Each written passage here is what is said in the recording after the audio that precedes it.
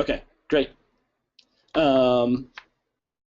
Welcome everyone to Connected Learning TV. We're incredibly excited to have people here for the final of our 4th of 4 webinars about mobile learning in the classroom for teachers all over the country this year. This is one of the very first have access to a wide variety of mobile devices in their classroom.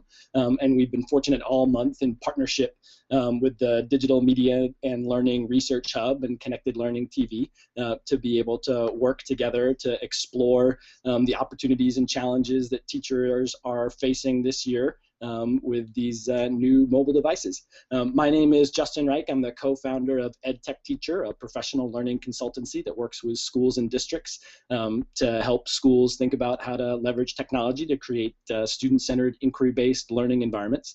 Today, we're incredibly fortunate to have 4 fabulous teachers from Chicago working with us and talking with us to think about how they're using mobile and tablet technologies in their own classrooms and classrooms that they partner with. To not just add technology to the mix of what they do, but to really reinvent how they think about teaching and learning. Before we dive in, let's go over a few quick details. To those of you participating on the live stream right now, we encourage you to use the chat there to introduce yourselves, to connect with each other, and to pose questions for those here in the Google Plus Hangout. Speaking of Google Plus, there's a fast-growing connected learning community with over 2,300 members. We would love for you to be part of the conversations happening there. The link to the G Plus community should be included in the live stream chat. The link for our public group notes Google Doc for today should also be in the live stream chat by now. And we'd really appreciate your energy in capturing highlights and sharing resources related to today's conversation. That Google Doc will remain open to the public so we can continue adding to it even after today. We're joined by a great group of people here in the Hangout, and I wanted to give everyone a chance to briefly introduce themselves. And to introduce yourselves, if you could just tell us a little bit about who you are and what your role is in the school that you work in, and what you're most excited about as the year is just beginning. So maybe Autumn, you can go first, and then Kristen can follow. Hi, I'm Autumn Laidler. I teach 4th grade math and science in Chicago Public Schools, and I'm starting my 3rd year with one-to-one devices. So yeah, Kristen. Hi everybody, I'm Kristen Zemke, and I am a 1st grade teacher. I just spent the last 2 years with one-to-one devices in my classroom, and I'm excited to start a new year with some new experiences. Great. Jenny and then Anita, do you guys want to introduce yourselves? Hi everyone, my name is Jenny Magera, and I am the Digital Learning Coordinator for a network of 29 Chicago Public Schools. I was a one-to-one iPad teacher for 2 years, and now I'm supporting other digital learning teachers, and I'm really excited as our network grows to help new teachers find new frontiers. Hi everyone, I'm Anita Orozco-Huffman. I'm the Director of Student Learning here at our school, National Teachers Academy. And my role is an instructional coach to support our work with technology. I was a one-to-one iPad teacher in my middle school special education classroom, and I'm really excited about the opportunity for our students to become independent in their work this year and really take the reins on technology. Awesome. So I thought I'd start by asking a couple of questions to get us going. I'm hoping that people in the live stream, as we get going, will continue to add thoughts and questions and join the conversation and provoke us and give us some other things to say.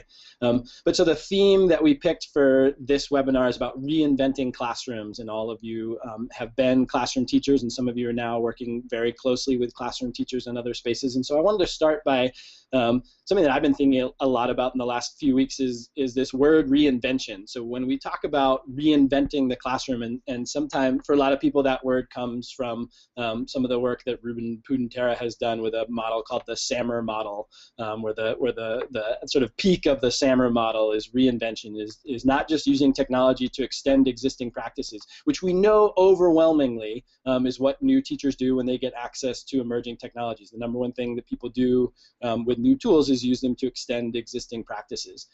So we're really interested starting thinking about how, before, we want to get to a point of talking about, so what does it mean to reinvent your classroom? But let's start with just, for you four, what does reinvention mean when you're working in your own classroom or when you're partnering with other teachers and saying, let's think about how we could really do this differently? What are some of the markers of reinvention for you? Who would like to start? Adam. Kristen. I think reinvention for me is getting to know my students even better than I had in years previously. I think I'm trying to find ways to empower my kids and become more of a facilitator in the classroom, turning the ownership over to them. And so letting them explore projects that they're curious in and to choose tools that represent their thinking, and also to do it with a purpose, right? So making a connection to a larger community or organization. And so I'm looking for ways that my kids can get the skills that they need to be successful early childhood learners, but also to see the relevancy and connect with the larger world as well. And I think for me as a content teacher, one of the things that I often hear from other content teachers with or without devices is they feel boxed in with content and they see technology as a way to give their students information, and I look at it the opposite way of how can I get my students to share what they know. So I have my kids blog and share their information that they've learned in science, and they blog about that just like a real scientist shares and publishes what they've discovered.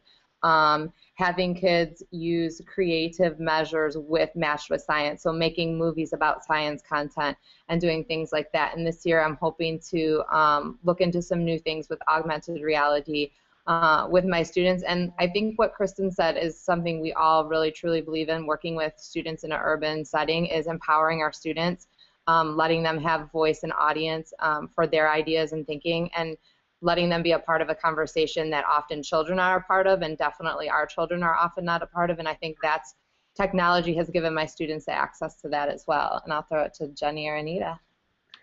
I think when we first started looking at redefinition, at first we were looking for problems of practice. We were looking at what challenged teachers in the classroom and what they needed more help with.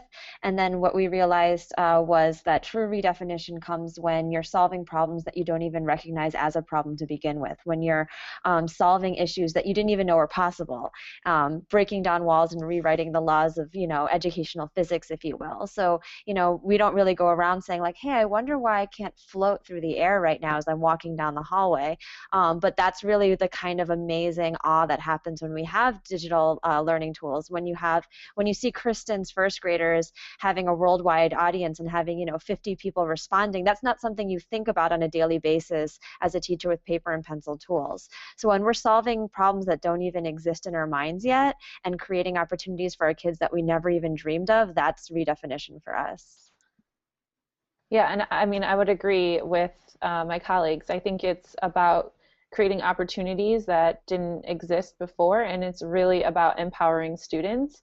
And I think we've all experienced that, creating students who are independent, who feel like they're teaching the teachers about the work that they're doing and really feel a strong sense of ownership and autonomy. They're having the freedom to choose the tool that fits best to them, and we know we're preparing them for a world that we don't know what is going to exist, and we feel like we're giving them the tools to think critically around the use of their device and really have a strong sense of independence and ownership. So there are a number of themes there that really resonate with me. The idea of really trying to think about how technology allows us to change our relationships with our students, how it allows us to change the expectations that we have for our students, the way in which it allows us, all of you in one way or another talked about giving students more ownership of their education. Jenny, you posed a really interesting challenge that I want to probe on a bit there. So you suggested that for you, what you're trying to help teachers do is sort of identify problems that they don't even realize are problems, identify opportunities that they can't even imagine. So in any kind of field, including extraordinarily complex, difficult things like teaching, that's really hard to find the, what Donald Rumsfeld would call the unknown unknowns. What can you give us some hints for how you help teachers find those things, or how you in your own practice help find those things? What kind of practices help you identify the problems that we can't even imagine yet? Yes, so I'm growing and I'm slowly learning more about how to support other teachers in making their own path and understanding that not everyone's path looks like my path was. Lucy Gray was at an event I was at this summer. If you don't follow her, you should. She's at Elementis on Twitter, but she helped inspire me because she had a slide and all it said was, "Not everyone is as excited as you are." And I thought, and I was in a room of like 100 people, but I was like, she's definitely talking to me. Because I go in and I'm like, oh my God, you can do this and this. And Anita and Autumn and Kristen have all been victim of that over-enthusiasm. So what I've learned to do is to help teachers get to that space of redefinition and thinking outside the box. You have to start in the box with them. And you have to find their holes in the box. You have to find the areas where they're already focused on. So when teachers come to work with me on looking at digital learning tools and redefinition and all that good stuff, they're not like, oh my God, how can I use these iPads? They're thinking like, oh, when's she going to shut up so I can go photocopy 300 packets of guided reading? Or how am I have to get ready for an IEP meeting tomorrow, or I have to set up my classroom and put border on the wall. So if I can start where they are, and I've realized this, like start with what they want to worry about and start with their challenges and solve those problems with technology first, then they start to get to know the tool better, and they start to realize, oh my gosh, this learning management system can do this cool thing. And then they start to say, I wonder. And they say, oh my gosh, I wonder if I could use augmented reality, or I could use learning management systems or QR codes. I wonder if, hold on a second, and then they come up with all these other, tributaries off the main river or path, and are the ones who are creating their new reality. So for me to come in and say, this is something really cool that Autumn did, or something really cool that Anita did, it's forced and it's false, but if I can start where the teacher is and show them the tool through a lens of this is solving a problem, they get to know it in such an intimate way that they find other possibilities for it that I and they didn't originally expect. Let me go. That's great. Let's try to put this person in our mind, who I'm sure all of you are working with and partnering in all kinds of ways. So, for you guys, you're day 3 in the middle of the school year. So sort of for a lot of the people watching, they're in day 3 of their school year too, or if they're in the South, they're a weekend or things like that. And so starting right away from the beginning of the year now isn't an option anymore. Now we're sort of in midstream of the school year and things are rolling.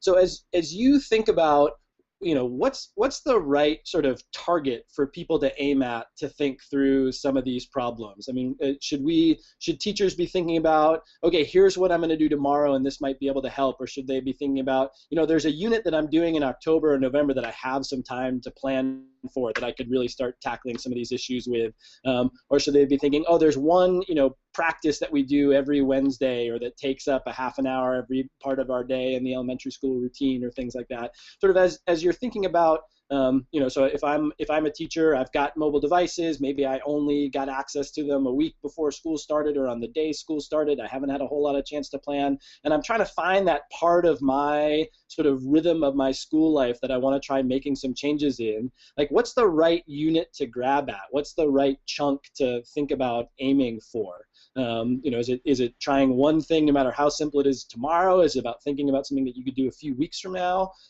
Is it about thinking of a practice that repeats? What in your experience, what's the right place to grab at? Anybody have thoughts on that? Yeah, I can jump in on that.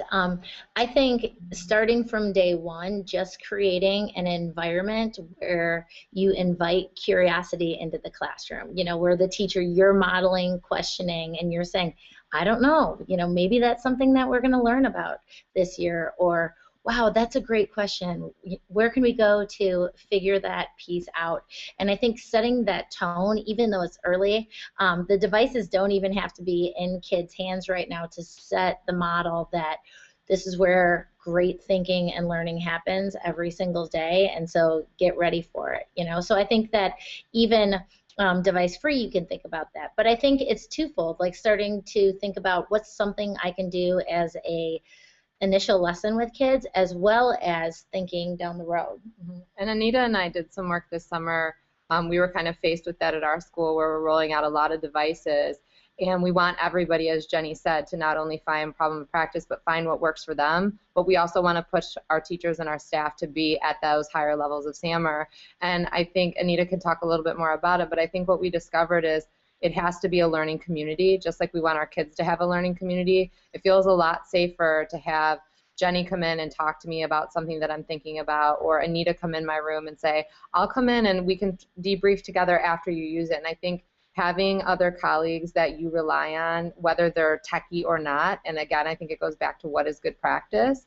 And I think if you have a community of, you know, teachers that are willing to take risks, are willing to reflect, and willing to get better, that's what I have done in my, anytime I'm stuck, I don't sit and like go through the app store and say, well, maybe this app will change it for me. I go to my colleagues and I say, like, you guys, I'm stuck, what do I do? And then they throw things at me and I pick what I want to do and I try it and I have their support. And I think just to add on to that, when we define colleagues, we define it more than the people in our building. You know, we have a network of teachers that we collaborate with, as well as in our city, as well as around the world. I think it's also important to remember that you don't always have to be at redefinition right away. It's a continuum. And just like we teach our kids that, you know, it's okay in Bloom's taxonomy to sometimes be at understanding and knowledge because you have to build up. Same thing with SAMR. So I really tend to be of the belief, instead of creating one really cool redefined unit and having one like blow it out of the park and then afterwards you're exhausted and you're like, oh my God, how am I going to do that again? Start with maybe a substitution activity that you do every single day, so that the devices don't become an event. Like, holy cow, you know, Miss whatever's taking out the iPad today. Let's see if we could use the camera to do horrible things. It's like, okay, this is a learning tool. We see it every day, and the teacher gets used to it. The students are less sensationalist about it, and do maybe a substitution activity for a couple weeks, and then once you get good at that, then scaffold on, just like you do for your kids, and move up to augmentation. So I think it's okay to sometimes be at substitution and augmentation if you don't live there and if you're knowing that you're on a trajectory to move forward. But I think it's more important to make it a daily part of your routine, I think, as someone else said, than have a redefined event and then feel so wiped out that you can't do it anymore every day.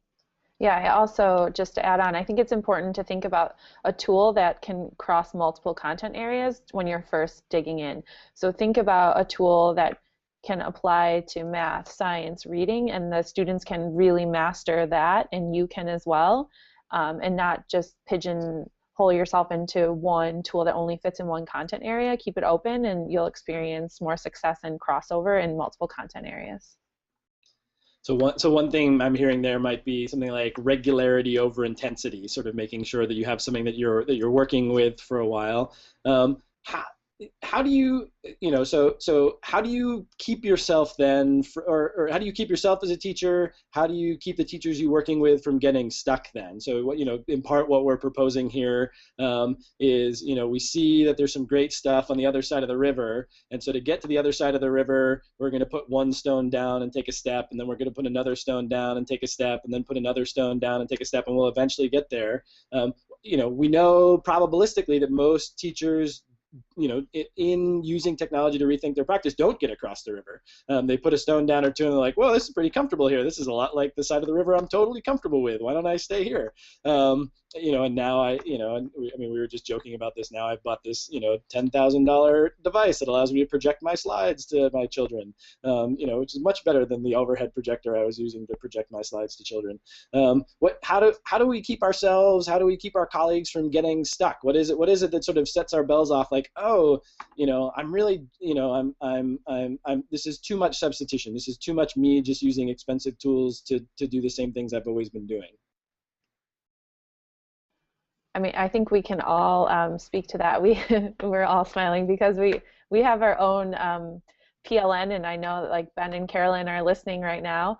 But it's just a group of us that have got together, and I think we were all feeling stuck after our first year of iPad innovation, and we really wanted to continue to push our practice, and we've just found each other, and we're our own PLN. We preach how important it is to have a group of educators who support you, and we talk about the failures and the successes. And right before we got on the call, we were talking about the cool thing Ben did, and he reached out to us for some support on a tool he was using in his classroom. So I think it's so important to find a PLN and push that they will help you push your practice, and know that there's going to be some failures along with some successes. I think so. I think the thing that we're really doing is also we're critical friends, and we've kind of branded that and used it in our network to pair people who are of like either mentality or maybe just we teach the same thing, because sometimes it's good to have a juxtaposed point of view to be a critical friend. But I think the biggest thing about the six of us, Kristen, Autumn, myself, Anita, Ben Kovacs, and Carolyn Skiba, when we work together, we're really honest. So like Autumn always kept me honest, and she's coached me a ton about my ability to support teachers, because she doesn't pretend that I'm doing a good job. She'll be like, Jenny, and this is pure Autumn Laidler, she'll say, slow your roll, and she'll tell me like that's too much, or she'll be like, okay, no, give it to me, I can do this. And that's really, really helpful, because I would never get better as someone who supports classroom teachers if she wasn't giving me that brutal, honest feedback. And I think what's really important is that you find people who are going to be honest with you, but also don't like have a thick skin. Like, it doesn't hurt my feelings when Autumn says to me like, you're going too fast, or I have no idea what you just said. I'm thankful that she's going to say that. And so you want to be able to welcome critical feedback and find people who can give it to you, but then use it and learn from it when you get it, so that you continue to get that critical feedback. So someone's like, you've been doing substitution for like 20 weeks, move on. And I think that goes back to what Jenny spoke of earlier. You know, this is a needs-based thing. This all came out of a need that we had to keep learning and to work together. And so I think being a reflective educator is a huge piece of this technology innovation, and to be thinking about, okay, how's it going? What am I learning about students? But also, what do I need for myself to be energized and excited? One reason that I like this is because I'm constantly learning so many new things, and that feels really great to be learning alongside my students. And I think for me, what to Jenny's point about being honest and being critical, and I think when you're those people, because they've been honest with you and they've said those things and they said, I want to try this, and my whole thing with that is in our building, and specifically with the people that we've mentioned, is we share widely and we steal widely, and we look at what other people are doing and we say, that's totally awesome, and I'm using that next week, or I want to try this, will you try it with me? And it's like having both of those aspects. And when I say steal, I mean steal with credit, and say, this, I learned this from this awesome person, and they're the person that showed it to me, and give them full props for that. But I think when you do that and you also share your work, you let other people know that that's what's happening and that's what's going on. And if you want to be on board with that, then join us, and we're sharing and we're working with you. And I think it's just creating all of those things in a building and in a school and a district. That makes me think of Kristen's first comment about how starting off the school year, you want to create this environment where people feel like we're going to be learning awesome stuff every day. To hear you tell that story, Autumn, of being with your students saying, we're going to do this totally awesome thing I learned about from this person, in Saskatchewan or whatever else. Yeah. When we're really transparent with our students, students learn way more from who we are than what we do or what we tell them or things like that. They learn most from our being, and when we really put ourselves out there as learners, that's when they pick up, oh, we should be learning too. So what we're talking about kind of is wins at all different kinds of levels. Part of the network that you've created and the strong colleagueship that you've created, it reminds me of one really interesting experience I had is I had a chance to visit some classrooms in Singapore, I guess a year ago, January, and we would go and visit these classrooms that were sort of in the midst of integrating technology, and we would knock on the door. And when I first went to these schools, I thought it was gonna be like me and a Singapore principal walking around, and we would actually roll in these like entourage about 15 people. There'd be like 5 people from the ministry and 5 people from the principal's office and like photographer they hired and all this crazy stuff. And so you'd knock on a teacher's door and 15 people would roll in, and all of the Singapore students would stand up and they would do a little bow and say, good morning, sirs and ma'ams. And then they'd sit back down and do whatever they were doing. And for some of the teachers whose lessons we were like formally observing, these teachers would then come down to a conference room afterwards, and we'd have a conversation with like 15 of us talking about their teacher's practice, sometimes giving some really harsh feedback. And I was thinking, why is it that what's special about what's happening in Singapore that you can totally comfortably, visibly comfortably, a teacher can have 15 or 20 people sitting there critiquing their practice? And part of what was happening there was that those teachers didn't, in America, we think individual teachers entirely own what happens in their classroom. Like if something's not working in your classroom, it's because you as an individual teacher have done something wrong. Whereas in Singapore, if something's not working in the classroom, it's because the department head isn't providing enough support, the instructional coach isn't providing enough support, the principal isn't providing enough support. Like the community owns that classroom. You know, part of what you guys are creating amongst yourselves is a sense that, you know, it's not just you responsible for what's happening. You're all responsible for what's happening inside a classroom. And I think we need to find more ways of, you know, what I like about this conversation is that nominally we're talking about technology, but we're also talking about empowering students. We're also talking about role modeling ourselves as learners. We're talking about creating communities, all the things that great teachers have to do to be successful, you know, with pencils and chalkboard or with technology. We have one question from the live stream which someone wants to ask, which is, you know, for big initiatives, and I know that you all have sort of encountered these big initiatives in different ways, you know, when there are a lot of devices coming into a building, such as a one-to-one or bring your own device or some other kind of initiative, you know, what would you think would be the optimal amount of lead time to plan and pilot that program? What would be, if you could design sort of the perfect program, or at least a suitable program, what would be the right amount of time? And I don't know, maybe all the things that you've been in have been like the devices were airdropped the day before classes started, and you just ran with it. Anybody? I'll jump. Okay, so I think Chicago did. This is a really great story of an edu win in Chicago. Was the way that Chicago Public Schools rolled out its iPad initiative.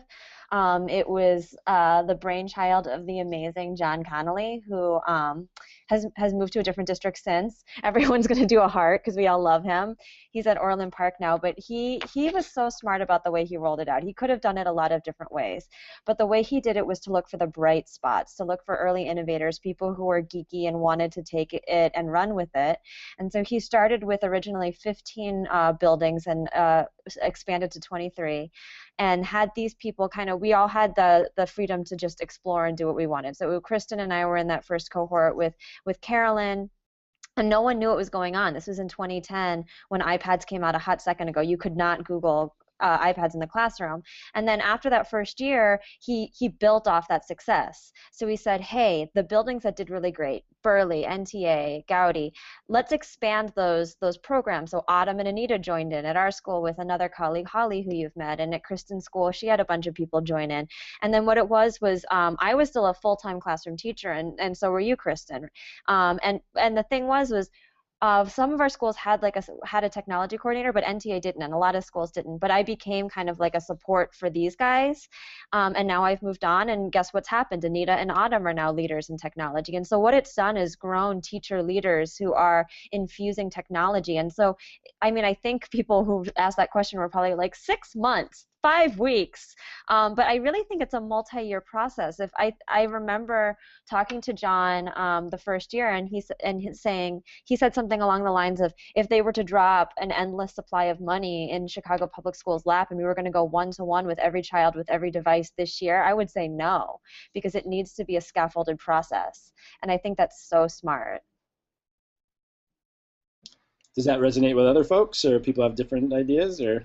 Yeah, and I was just going to say, as you know, some of the early schools involved, of course, courtesy of Carolyn Skiba at my school, but then we hosted other schools, and as new initiatives came for different classrooms to gather devices, they had the opportunity to meet with teachers and to see technology in the classroom in action.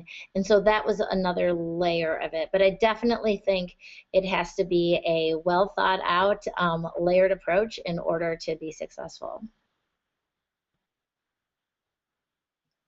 Yeah, I would agree Anita. really quick. I think Kristen says all the time it's about finding pioneers in the building, and that I think that was a big key to the success of the program. And something that we are looking at in our own building is how do we go to scale and do it successfully, and it's investing in human capacity. It's investing in our teachers. It's investing in professional development at this point, and we believe that although, yes, we're going to need funds to buy more devices in order to use them to that redefinition level, it's about investing in teachers' capacity, because that is a sustainable model that we can use over time. So I have a lot of sympathy for this idea that you start with pilots, that you create a sense of scarcity, ultimately with sort of the promise behind it that for things are working, we're going to scale them broadly, but we're not going to airdrop technology to everyone at once. How far do you feel like that scaling has to go? Like in the buildings that you work with and the teams that you work with, is it okay to build environments where you've got the early adopters and then you've got a small circle around the early adopters and it just kind of stops there, and you say these are the folks who are excited about using technology? That's good enough. Those are the people we want on the team. Or how important is it to you that you continue to widen the circle every year? How important is it to you that you have teachers who are reluctant to think about, not just using the technology, but reluctant to rethink about the way that they're teaching and learning in their classroom? How important is it for you to bring them along? I think, for me and being a classroom teacher, and I think all the ladies that we share this idea that it's actually less about us and more about our kids. And like, if we have kids without access, we're doing them a disservice, and we need to get our teachers on board so that our kids have access and our kids all have that. We have a situation where, Anita and Jenny are doing their best to get devices in all our classrooms, and then it's our professional duty to get those teachers on board, because those are our children that we're pushing on. And if we push on a kid who's had devices because they've been lucky enough to have a teacher for 4 years who has them with a blog and an email, and they know how to navigate an LMS, and they know how to tweet, and they do all this, and we send them on to high school and feel like we've really done them a service and they're prepared and they're college ready, and then we send another kid who's not had the access to the same tools.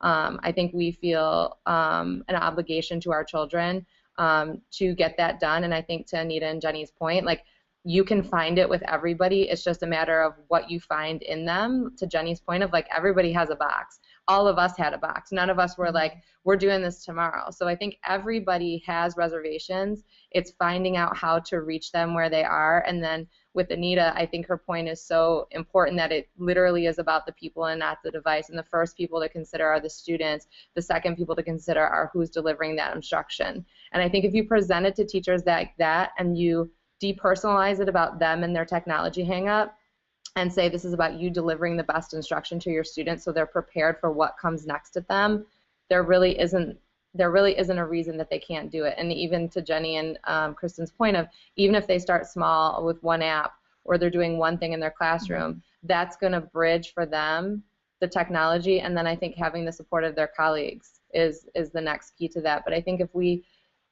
have to be smart about how we roll it out, but in the end, all of our children deserve access to those tools, because that's the world we're sending them into.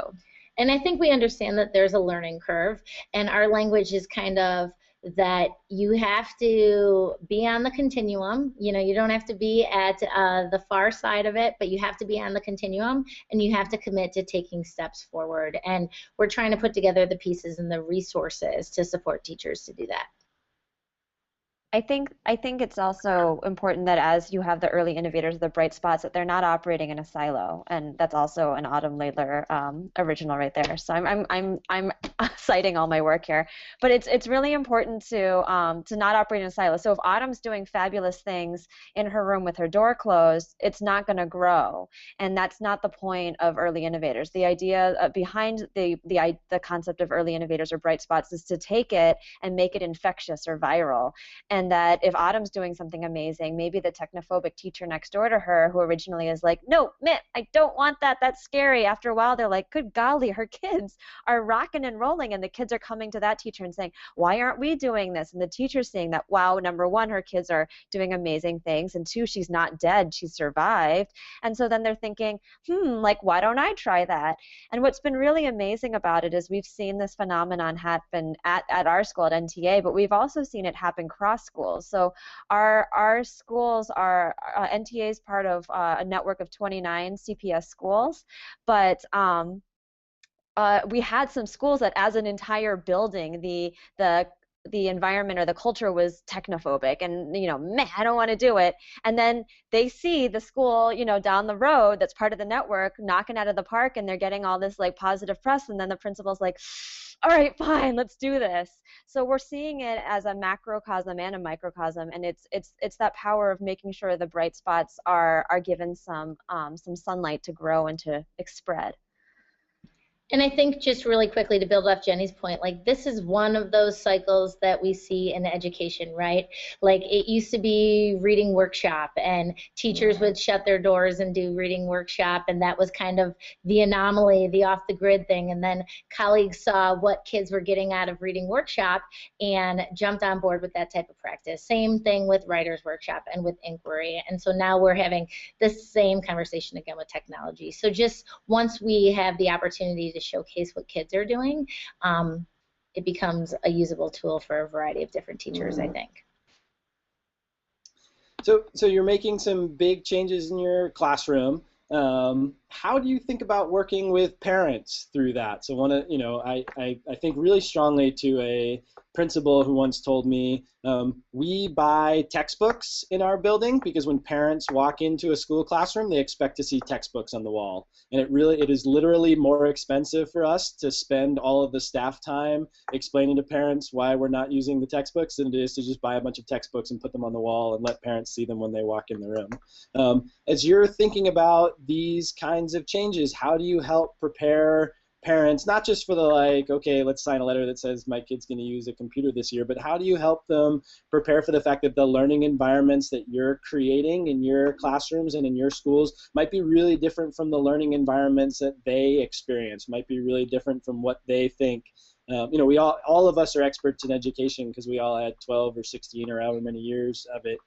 How do we help people? How do we help parents in particular sort of go through this process of change with us? Maybe another way to think about it is, particularly around the things where we're really experimenting, particularly around the things that we're not sure is going to work. How do we help parents get on board that we're going to be trying things that we think might be awesome, but also might totally flop and might kind of flop with your little Pookie? Like, how do we help people, help parents think through that?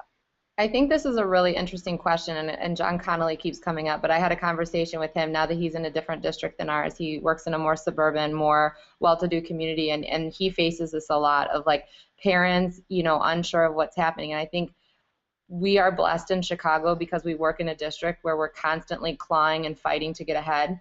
And I think that our parents, number one, our parents trust us tremendously with their children, and they trust that we're making the best decisions for them. And I always think of it the other way, is like if I don't take this risk, I'm risking not getting this child ahead. So to me, it's a risk that I'm willing to take because otherwise they're still 2 grade levels behind. So what's the work I'm really here to do? Is it to do something empowering for them and their families and their families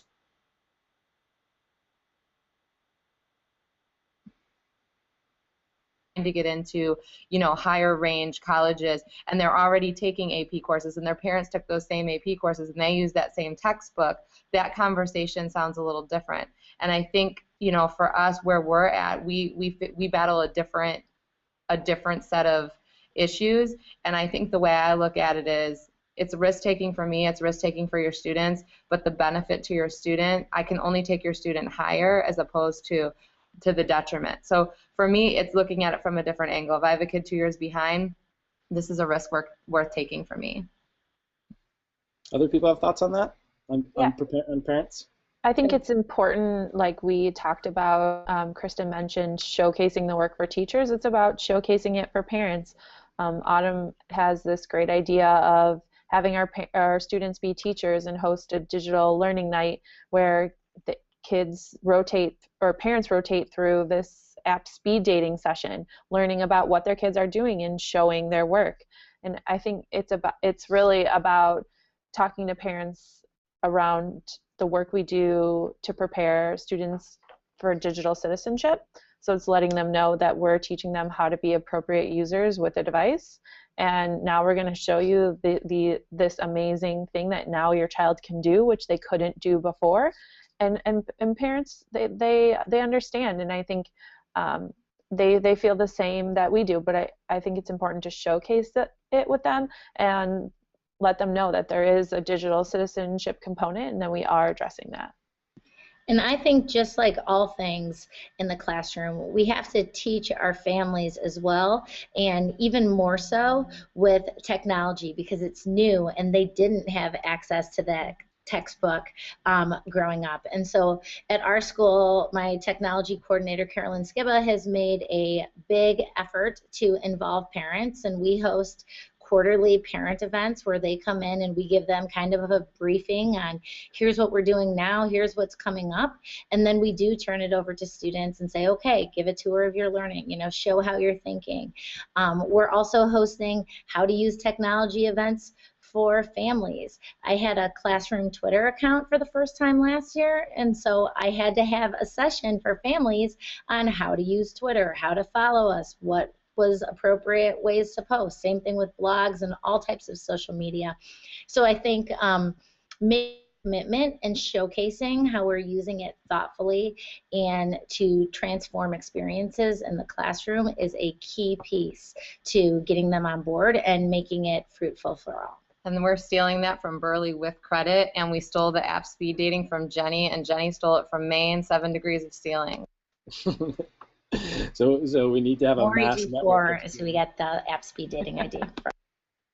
And we have to make sure that sort of all these credit things are maintained as they're stolen, so there's like a long chain of credits, you know, almost like sort of biblical begatting, you know, that the app speed dating started here, but came from here, then came from here, then came from here, then I got it. No, that's good, and you know, that's exactly what we want students to be able to see, is that our learning is built off this really wide foundation of different people. Every time I've ever heard of a school or school district offering sort of technology learning opportunities for parents, especially ones that are not sort of like, here's what we're doing with technology, or like, here's how to fix your kids' privacy settings, but like, here's just how to use this stuff. Like, here's how to use Twitter. Here's how to use Google Docs. It seems like they're always sold out. They're always, you know, teachers and staff can't get enough resources to be able to sort of provide all demand that parents bring to them. And it seems like, you know, a great opportunity. And I love that vision that we have this responsibility as educators of teaching whole families. If we want families to be in partnership with us, we need to be learning from them, and we need to be sharing what we're learning with them as well. What's the biggest risk that you all are going to take this year? So any kind of redefinition, any kind of reinvention involves risk. What do you feel like are the big risks that you're both excited and a little nervous to sort of stick your neck out and try this year? Go, Autumn. I can't tell who you're pointing to, Jenny, if it's me or it looks like you're pointing to Anita. Is it my head that you're pointing at? Now you're pointing to me. So last year I had to beg everyone in our PLN to help me because I was the like stuck person. I was stuck on the second pebble, Justin. I was the person who's like, I did all this last year. I feel comfortable. And they pushed me, and they pushed these ideas that we did cross-school projects with Kristen and Burley and Ben. And we did 2 separate projects where we got people together and we shared a blog space and we had our kids Google Hangout and we did that. And I'm really, really looking forward to kind of growing that and making that, to Jenny's point, of having it be a regular thing of like my kids thinking of those kids as their classmates as well, not just like this special project we're working on with our friends at Burley.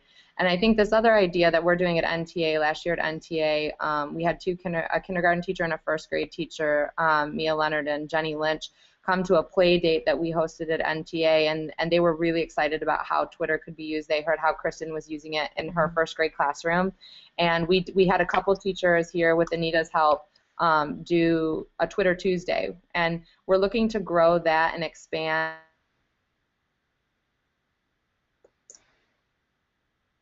Tuesday was to Jenny's point about silos, is we had teachers on different floors who, you know, I walked past the first grade classroom because I was taking my kids to lunch or to recess, but I never actually knew what was going on in their classrooms. And we found that by tweeting within our own building, find opportunities within our own building to know what each other's doing.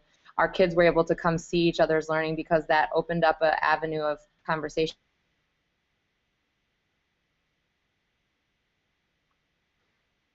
So between the 2 schools at Burley and NTA, the 6 of us and our friend Sue Gorman help. You know, we need a space for teachers to have learning happen, and it needs to be unstructured and also, oh, sorry. Is it our internet? You were freezing a little bit, but we totally heard most of what you're saying. Okay, so we had this event where teachers could come and just kind of pick a topic to learn about, and they came and did that, and Twitter was one of the ideas that people could just kind of sit around and play with and decide how the tool could work for them.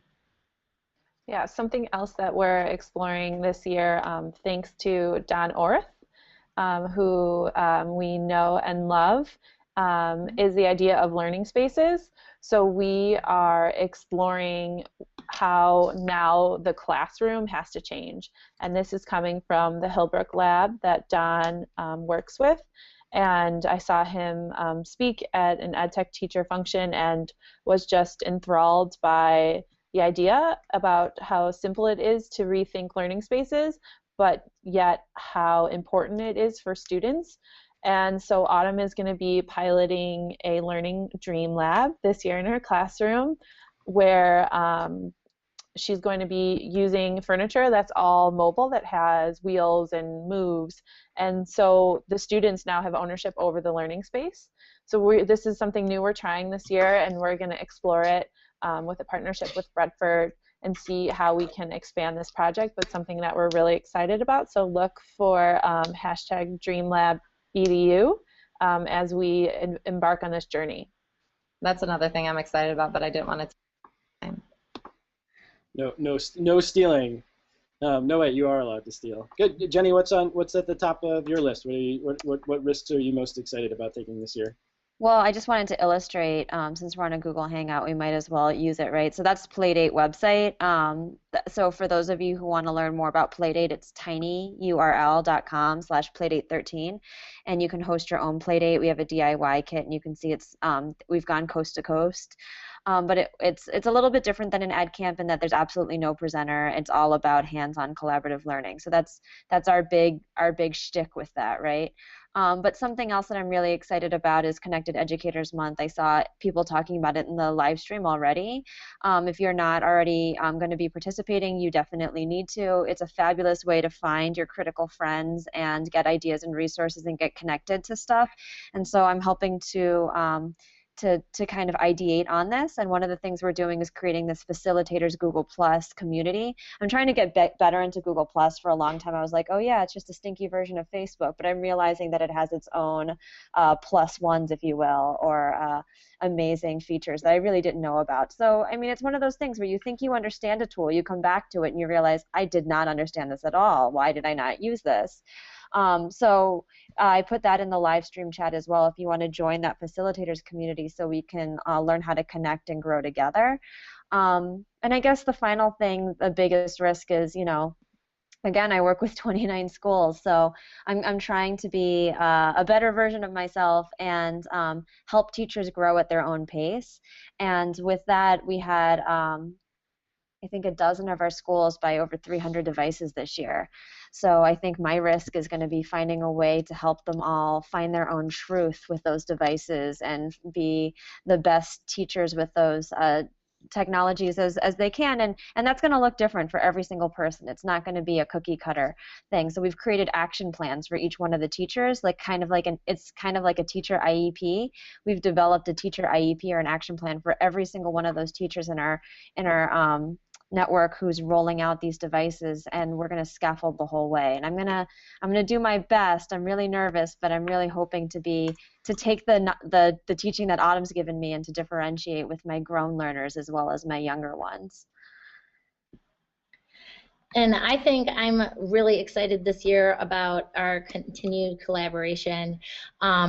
We talked about our PLN, and you can follow it on Twitter, BurnTA, BURNTA. And what we're trying to do with our PLN is not only grow as educators, but also to model for our students. And so last year, I really got in the idea of developing an SLN, a student learning network, and making connections for my kids so they understood that they had a world full of experts that they could connect with, and also start visioning themselves as experts in that. And so the collaboration piece and the connecting and learning from others, and to be a teacher at 6 is a really powerful tool. So I'm excited about that, and I think you know, my biggest challenge is to continue to learn from kids. I know my students so much better now that I have access to this technology, that I want to keep learning from them and get new ideas each day. And look at us, we can't stop collaborating. We have to share a screen. You have to share a screen, you have to hang out in the afternoons and the evenings with each other. That's right. Can't get enough. We got to show our kids that you got to be together a lot. Yeah. So maybe this is one other thing which is useful for your kids. But this is useful for all human beings forming learning networks. So one of the things that I love about the few precious opportunities I've had to work with you and your colleagues is just how much fun you have and how much joy you take in being with each other and doing the work you do.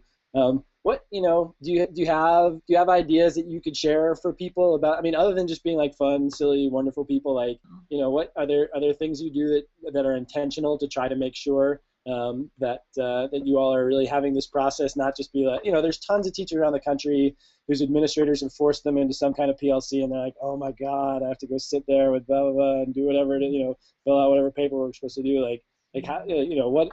Do you have any thoughts about how have you all been successful in having this group be a really fun, joyful group? Well, number one, I think to your point, the ingredients you put in have to mesh. So like if your personality is more, to Jenny's point, if you need a critical friend, I think Jenny, and she can probably tell the story better, but she talks about like what you're looking for, and we actually have made some spoof Match.com videos about collaboration, because we think it's like that, right? Like you kind of have to date around to find out your right match. It doesn't work the first time. It doesn't always work the first time. And to our friend Ben's point, I think the other thing that we do is we do the things that build good relationships. We break bread together, and we do all the other things that go along with breaking bread together, and we make sure that we're, and it took a while for all of us to find these people. This wasn't our first collaboration date. We'd all been in different collaborations before, and I think what sustains us is this idea that we can be honest and we can push each other.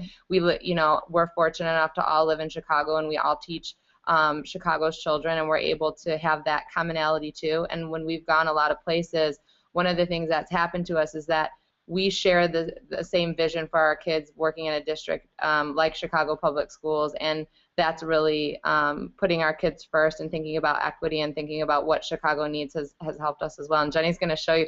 So this is our problem, though, when we share our video, is that people don't get that it's a spoof on Match.com. So you have to watch a couple Match.com videos first. But are you ready, Jenny? Fire it up. I should probably be using the YouTube Google Hangout app, but I'm just going to do a bootleg and like this. Work around. That's how we do it.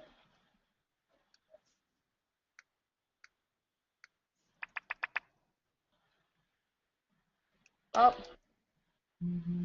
Collaboration? I love collaboration. The world has changed. 1 in 5 new relationships begin in collaboration. Collaboration isn't necessarily the only professional relationship. It just opens up a lot of new possibilities. Begin something new today. I thought I'd had enough of professional relationships until I found collaboration.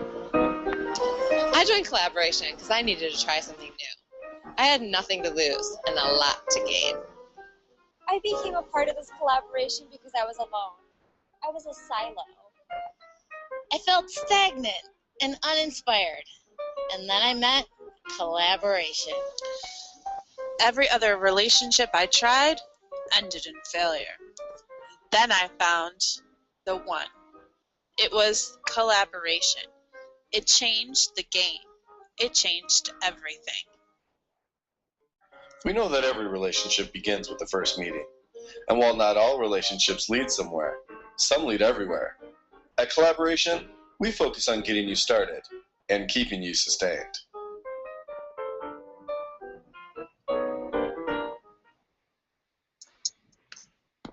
So I think the most important thing that we learned from that is that you have to bring your Apple iMacs to dark, smoky bars in Chicago and hang out with each other and have a good time. And you gotta have fun. That's great. Well, I would be perfectly happy to spend the rest of the evening chatting with you all, but we all have other responsibilities. So in the spirit of work-life balance, we'll move along to our next pieces. It's been a great conversation. By tomorrow, everyone should have a full recording of this webinar, hopefully with my text screw up at the beginning edited out, and other curated content up on www.connectedlearning.tv that we can both watch but also share with our network so other folks can see what we've been up to. This wraps up our final webinar of this series called Preparing for a Year of Mobile Learning, but that doesn't mean our conversations have to end here. We encourage everyone to keep this energy going by using the Twitter hashtags of ETT Mobile and Connected Learning, and by getting involved in the Connected Learning Google Plus community. Connected Learning is a great place to follow and learn all year long. The DML Hub is a critical Twitter account for people to follow, so be sure to check in there. Next week on Wednesday is going to be the kickoff of a new monthly series on Connected Learning TV, focusing on digital badges and how digital badges are helping a wide range of learners find pathways to new academic and economic opportunities. So check out www.connectedlearning.tv for more information. Be sure you're checking in on the Burnt NTA hashtag all year long to see the awesome stuff that these Chicago teachers are doing. Take a screenshot of their Twitter handles so you can follow them. And thanks so much to all four of you for spending some time with us this afternoon. It's really fun for me and I think really enriching for the people who get a chance to share the learning journey with you. So thanks everyone and have a fabulous evening. Thank you. Thank you. Bye, thanks.